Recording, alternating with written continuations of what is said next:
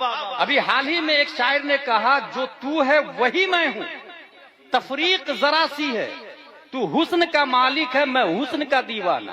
غور کیجئے گا، سننے میں کتنا اچھا لگتا ہے، جبکہ قرآن شریف میں آیا فَعَسَىٰ أَن تَكْرَهُوا شَيْئًا وَهُوَ خَيْرٌ لَكُمْ وَعَسَىٰ أَن تُحِبُّوا شَيْئًا وَهُوَ شَرٌّ لَكُمْ۔ بہت ساری چیزیں ایسی ہیں جو آپ کو بہت اچھا لگے گی، ریئل میں اچھی نہیں بری ہوگی۔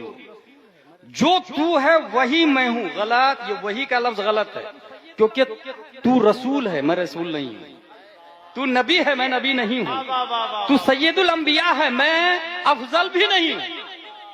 کسی اعتبار سے جو تو ہے وہی میں ہوں، غلط۔ اس کے بعد تفریق ذرا سی ہے، یہ ذرا سی ہے، پہلے دیوبندی کہتے تھے نبی کی تعظیم بڑے بھائی کی سی ہے،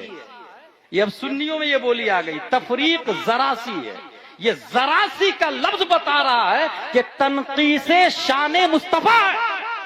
کیونکہ ہمارے نبی میں اور ہم میں ذرا سا فرق نہیں ہے بلکہ تقابلی نہیں ہے۔ اعلیٰ حضرت کہتے ہیں پھر ہمارے نبی کیا ہے؟ تفریق ذرا سی کرنے والے اعلیٰ حضرت سے پوچھے کتنا فرق ہے؟ نبی واجب ہو نہیں سکتے، کیونکہ واجب نماز نہیں پڑھتا نبی نماز پڑھتے ہیں، واجب روزہ نہیں رکھتا نبی روزہ رکھتے ہیں، واجب صدقہ نہیں کرتا نبی صدقہ کرتے ہیں، واجب چلتا نہیں نبی چلتے ہیں، واجب کھاتا نہیں نبی کھاتے ہیں، لہذا ہمارے نبی واجب نہیں ہو سکتے، واجب ایک ہے اللہ تعالیٰ، لیکن ہمارے نبی ممکن بھی سمجھ میں نہیں آ رہے ہیں، کیونکہ ہم بھی ممکن نبی بھی ممکن، ہم بلائے تو کتا نہیں آتا، نبی بلائے تو سورج آ جاتا ہے، نبی ممکن بھی سمجھ میں نہیں آ رہا ہے، ہمارے اشارے سے روٹی نہیں پھٹتی، نبی کے اشارے سے چاند پھٹ جاتا،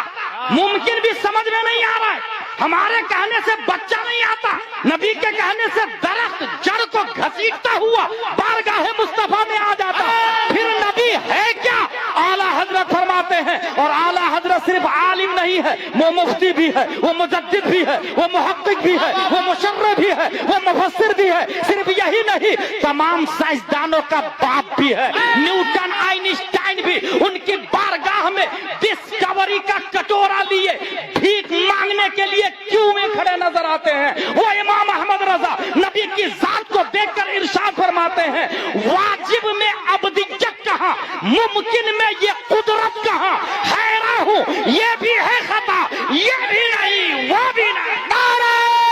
تکبیر، ذرا ہاتھوں کو اٹھا کر اپنے نبی کے نام پر نعرہ تکبیر، اور محبت کے ساتھ نعرہ تکبیر، نعرہ رسالت، نعرہ رسالت، لبیک یا رسول اللہ، اور محبت کے ساتھ لبیک یا رسول اللہ، دونوں ہاتھوں کو اٹھا کر لبیک یا رسول اللہ۔ ایک لیٹسٹ قوال کی بات بتاؤں، ہمارے کھنڈوا میں ایک قوال آیا، پیر صاحب کی شان میں بولنے لگا، تجھ کو خدا کہوں یا خدا کو خدا کہوں، دونوں کی شکل ایک ہے، کس کو خدا کہوں؟ معاذ اللہ رب العالمین۔ سب لوگ بولے معاذ اللہ رب العالمین۔ پیر صاحب نے بہت پیسہ دیا اس شعر پر، قوال کو، گیا سب کا ایمان، سب کا ایمان گیا۔ اچھا، اس ایمان کو able to touch, able to watch, able to look کوئی چیز نہیں ہے کہ پاکٹ میں رکھ کے آپ کہیں I have Islam in my pocket, that's why become I Muslim۔ نو، اسلام ماننے کا نام ہے، اگر اللہ کو ایک مانا تو مسلمان، دو مانا تو گیا اسلام سے، دکھے گا بھی نہیں، وہ کافر ہو جائے گا، دکھے گا بھی نہیں، جیسے اسلام نہیں دکھتا ایسے ہی کفر بھی نہیں دکھتا،